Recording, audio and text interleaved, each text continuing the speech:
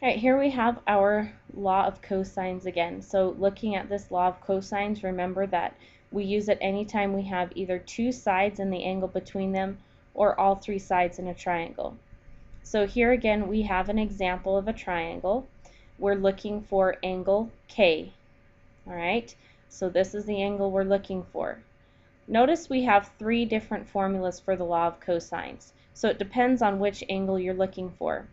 Also notice that the angles are labeled with capital letters, the sides are labeled with lowercase letters, and they match up. So here's capital B, the side across the figure from it is little b. Here's capital A, the side across the triangle from it is little a. Here's capital C, our angle, and the side across the figure from it is our little c.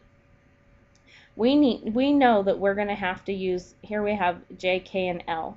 We know that we're going to have to use the cosine with capital K because that's the angle we're looking for. We weren't given any other angles. So up here, I know over the end, on the end of my formula, I'm going to have cosine K. At the other end, notice whatever your angle was here, on the other side of the equal sign is the side opposite that squared.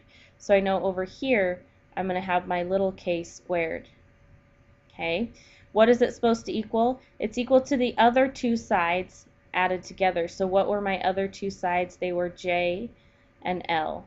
So J squared plus little l squared. Then minus 2 times those sides multiplied together. So 2 times J and L times our cosine of K. Okay, so this would be my little J.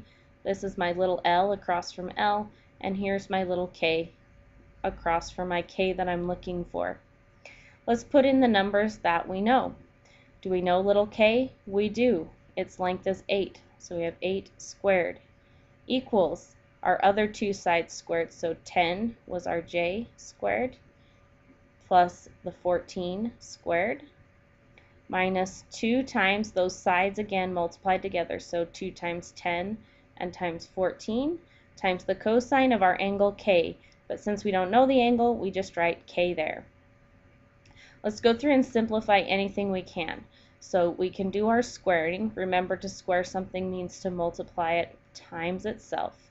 So 8 squared, or 8 times 8 is 64. That should equal 10 squared. 10 times 10 is 100. Plus 14 squared. 14 times 14 is 196. And then here I'm going to multiply 2 times 10 times 14. Gives me 280. So I have minus 280 cosine K. The next thing I'm going to do is combine like terms. So I had the 100 and the 196. They were just numbers, so I can go ahead and add them together. I cannot add the 280 because it's multiplied by that cosine K. So now I have 64 is equal to 296 minus 280 times the cosine of K. Our job is to get K by itself. Okay, so we need to move everything else that's not K to the other side. We're going to start right here. We had a positive 296. To move it to the other side, I would subtract 296. So I have 64 minus 296 gives me negative 232.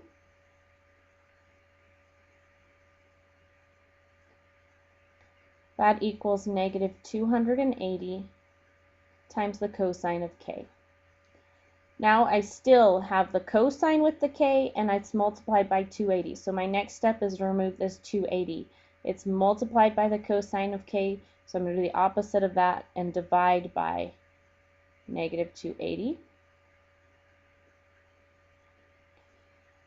And that gives me the cosine of K equals, over here negative times negative, or divide by negative is positive. So it equals 232 divided by 280. So still, K is not all alone. What's wrong with it? It's got the cosine with it. And our rule for that is when you don't know an angle, you do the inverse to get it. So we're going to do the inverse cosine. That's what removes a cosine. So we're going to do the inverse cosine, and that will help us to find our answer. K is going to be equal to the inverse cosine of 232 divided by 280. So that is where I take out my calculator. First, I do 232 divided by 280 and get my decimal. Then I do the inverse cosine of that. So I push my inverse button and cosine, inverse cosine. Gives me 34.04. We wanted it rounded to the nearest degree, so just 34. So my answer is that the angle K is equal to 34 degrees. Okay, so again, we put all the information into our formula, evaluated anything we could, and then moved everything away from cosine K so that we could solve for K. And the last step here, when you don't know the angle, to find it, you do the inverse. Okay,